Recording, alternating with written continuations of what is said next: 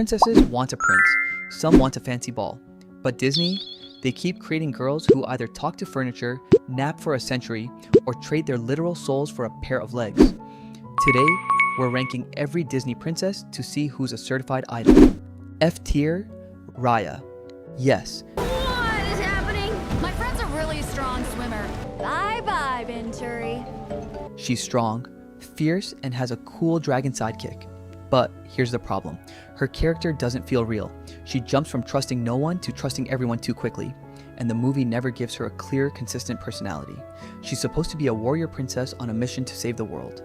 But instead of feeling like a real person with real struggles, she feels more like a tool to move the plot forward. If the story needs her to fight, she fights. The story needs her to trust, she suddenly trusts. There's no steady growth, just whatever the plot demands at that moment.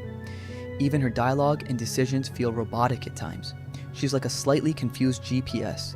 She knows where she wants to go, but she keeps changing directions without a good reason. Her dragon friend is awesome, but even that gets pushed aside for another boring learn to trust lesson. Raya has all the pieces of a great princess, but the movie never builds her into a real character. Be honest, would she survive without plot armor? Before giving your final ranking, consider that Raya's character sometimes feels more like a plot device than a fully developed person. Snow White, another princess who barely moves the needle. Let's talk about the OG herself. And if you hear it echoing, we will live happily ever after. Snow White, you're iconic and all, but can we talk about how you spent most of your movie cleaning and waiting for someone else to save you? I mean, really? Her story centers on Snow White fleeing her evil stepmother and finding refuge with 7 dwarfs, but she spends most of her time doing chores and singing to animals. She had 7 dwarfs as backup, yet she still needed Prince Charming to come through with a literal kiss of life. Yeah, okay, she's the OG princess, and here's the hard truth about her personality. It's just a collection of singing to birds and eating poisoned apples. At least the dwarfs had some personality. Snow White, not so much. She cleans houses, talks to birds, and takes fruit from a creepy stranger in a cloak like she's never heard of stranger danger. Before we move into tiers where characters have hobbies besides napping, hit subscribe. We're ranking every iconic cinema character and you don't want to miss the next. Done? Let's see if D tier is any less tragic. D tier, Pocahontas. Here we find a princess who does things, even if those things are mostly staring into the wind like she's waiting for the Wi-Fi to connect.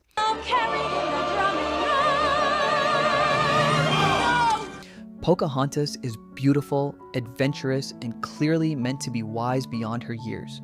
She's not passive exactly. She challenges her father, follows her own instincts, and tries to stop a war between her people and the English settlers. So on paper, yes, she has a huge role. But the problem is that the movie often treats her less like a fully developed character and more like a symbol. She becomes the voice of nature, peace, wisdom, and maybe colonialism can be solved with one emotional song, which is a lot to put on one girl who met John Smith 5 minutes ago. And speaking of John Smith, their romance moves so fast it feels like the movie skipped 3 chapters. They go from strangers to soulmates so quickly that you're like, did they even have a real conversation, or did the wind approve the relationship? The movie is gorgeous, and Colors of the Wind is genuinely one of Disney's best songs. But as a princess, Pocahontas sometimes gets swallowed by the movie's message. She has agency, but the story keeps turning her into an idea instead of letting her feel like a complete person. She's important to the plot, but not always deeply developed by it. Aurora. If Pocahontas lost herself in vibes, Aurora lost consciousness. She is indeed most wondrous fair. The princess who sleeps through her own movie. An evil fairy cursed her to fall into an eternal sleep on her 16th birthday, with only true love's kiss able to awaken her. Sure, she's cursed and graceful, but can we get some action, please? She's the poster child for passive princesses, spending most of her time snoozing or spinning in a forest while other people fight her battles. Even her big wake-up moment isn't because of her strength, it's because a guy kissed her. Come on, Aurora, at least do something besides look pretty and get saved by everyone around you. Honestly, she's basically just the dreamiest sleeping beauty we've ever seen, and not much else. She naps through her own movie, which makes my cat look like an action hero. C tier, Jasmine. If Aurora's passivity was an issue, Jasmine's problem is a bit different. She's got plenty of attitude, but nowhere for it to go. Please try to understand. I've never done a thing on my own. I've never had any real friends. Except you, Raja. Jasmine is undoubtedly cooler than a lot of princesses. She's independent, sassy, and refuses to settle for the confines of palace life. So, how much does she really accomplish? Her primary goal is to escape the palace and find love, and she spends most of the movie falling for a guy who's actively lying to her face. And look, props for wanting to break free from a gilded cage. That's totally relatable. Also, you're a literal princess and you're judging people for being regular folks? That feels a little disconnected. The problem isn't that Jasmine's independent, it's that the movie gives Aladdin the larger arc. He has his journey of self-discovery, while Jasmine is more of a bystander in his story. Don't get me wrong, A Whole New World still slaps, and her personality is refreshing among Disney princesses, but Jasmine often feels all talk and no action. She's sassy and independent, but lacks follow-through, making her seem more like a mirage than a fully developed character. Cinderella. While Jasmine was busy judging Aladdin's status, our next princess was busy being a literal servant in her own home. No matter how your heart is grieving. Cinderella's glass slipper moment is iconic. She was mistreated by her evil stepmother and stepsisters, but she got a magical transformation so she could attend the royal ball. And here's the issue. She spends the whole movie as a glorified servant. Sure, she has the whole dreaming of a better life thing down, but this princess isn't exactly a fighter. She relies entirely on magic from a fairy godmother and a well-timed glass slipper to change her life. It's cute, but Cinderella kinda just waits around for things to happen. That rags to riches story is adorable, but where's the agency, Cinders? Maybe a little more grit and a bit less, I'll just sing with birds and wait for the prince could have bumped her up a tier. Hey, who doesn't love a good makeover and a pumpkin turning into a carriage? A fairy godmother did all her homework, and she still almost lost a shoe over it. B tier. Ariel. Now, we're finally getting into the characters who take massive risks to change their lives, even if those risks are incredibly questionable. Well, look at what the catfish dragged in. Ariel is the ultimate daydreamer with a serious case of grass is always greener on the other side. Her story is about a curious mermaid who wants to explore the human world and trades her voice for legs to make her dreams come true.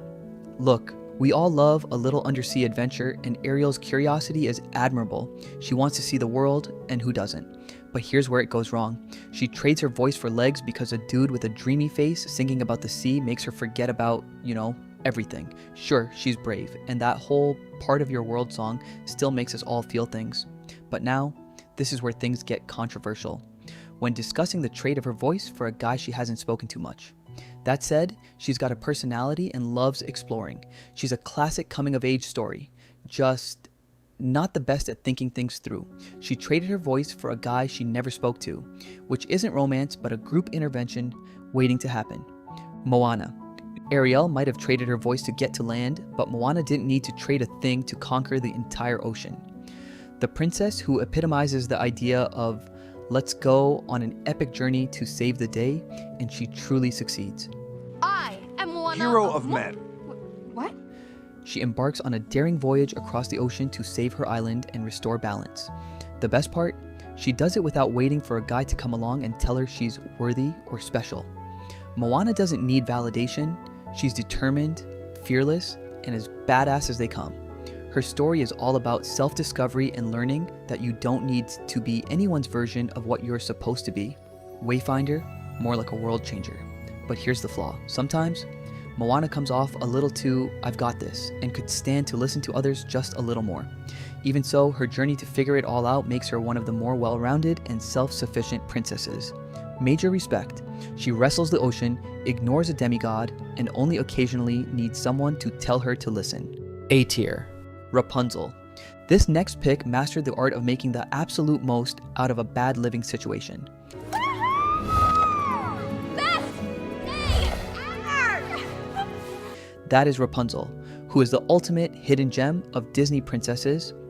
She escapes her tower and embarks on an adventure to discover the world. She's got the charm, the sass, and the sense of adventure that makes you want to hang out with her all day, no pun intended. Sure, she spent her entire life locked in a tower, but she made the most of it. With a frying pan as her weapon of choice, she's not afraid to stand up for herself or those she loves. Also, her hair, iconic. But what makes her stand out is her growth. She doesn't just wait around for a prince to rescue her, she's out there taking control of her own story. Her relationship with Flynn Rider is built on mutual respect, trust, and a lot of snarky banter. Rapunzel's journey of self-discovery, from tower prisoner to adventurous spirit, is honestly one of the best character arcs in Disney history. 18 years in a tower, and her first weapon is a frying pan, which is concerning and impressive at the same time. Tiana. Rapunzel had magic hair to help her escape, but Tiana is the only princess here who knows that real magic comes from a 9-to-5 hustle. My daddy never did get what he wanted, but he had what he needed. He had love. Tiana is the epitome of hard work and determination. Tiana was a hardworking woman with dreams of owning her own restaurant, who finds herself turned into a frog after a fateful encounter with Prince Naveen. She doesn't need a fairy godmother to give her the I can do anything mindset. She's already got it. From the moment you meet her, Tiana is laser focused on her goal, owning her own restaurant. It's not about the fantasy of royal life for her, it's about earning it, one step at a time. She's a hustler, which is refreshing in a world of princesses who wait around for things to magically happen. Sure, she gets turned into a frog for a good chunk of the movie, but that doesn't slow her down. Her resilience and dedication to her dreams, along with her witty banter with Prince Naveen, make her one of the most relatable and admirable princesses. Plus, her jazz-filled New Orleans world is just plain vibrant. Go Tiana, you've earned it. She worked 2 jobs, kissed a frog, and still opened that restaurant because capitalism could never stop her. S tier. Belle. Belle is a legend, proving that being book smart is the ultimate superpower. She's the perfect Disney princess, intelligent, curious, and searching for adventure and meaning beyond her small town. I got a new book. Papa, I can't believe it. I've never seen so many books in all my life. The original I'm not like other girls. Princess, but in the best way. Belle doesn't believe in the Prince Charming will solve everything narrative. She wants more, a life outside her town, full of purpose and depth. Meet Beast, a guy who may look rough, but is an emotional mess in need of growth. Belle doesn't fall for him because of his looks. She's drawn to his heart and his potential. Her love for books, independence, and her ability to see beyond the surface make her stand out. Before anyone gets upset, let's talk about why this works. To soften the humor around the furry with a library line. This helps to emphasize that it's a funny but accurate point without undermining her iconic status. Mulan? Belle has saved a prince, but Mulan saved an entire civilization.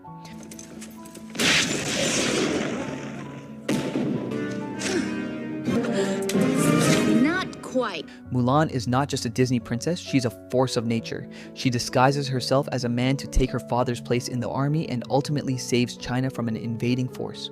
From the moment she takes her father's place in the army, you know, she isn't here to play around. Mulan doesn't wait for her prince to save the day. Instead, she single-handedly saves China. Yeah, that China. She's tough, resourceful, and just plain amazing. Forget the traditional princess archetype. Mulan is all about breaking barriers, shattering expectations, and proving that being a hero has nothing to do with who you are, but with what you do. Oh, and let's not forget the iconic moments of her outsmarting everyone around her, including a dragon who's more worried about his own job security than actual heroic deeds. Mulan is the ultimate I'm not fitting in the box and I'm gonna save the world while I'm at it princess, and we love her for it. She saved China and then had to teach a dragon not to die. So maybe give her a vacation instead of a crown. From the princesses who nap through their own movies, to the ones who literally saved entire empires, Disney's royalty is a chaotic mix of iconic moments. But I want to hear from you. Which Disney princess do you think is the most overrated? Comment below. And if you enjoyed the video, don't forget to like and click the next video on your screen.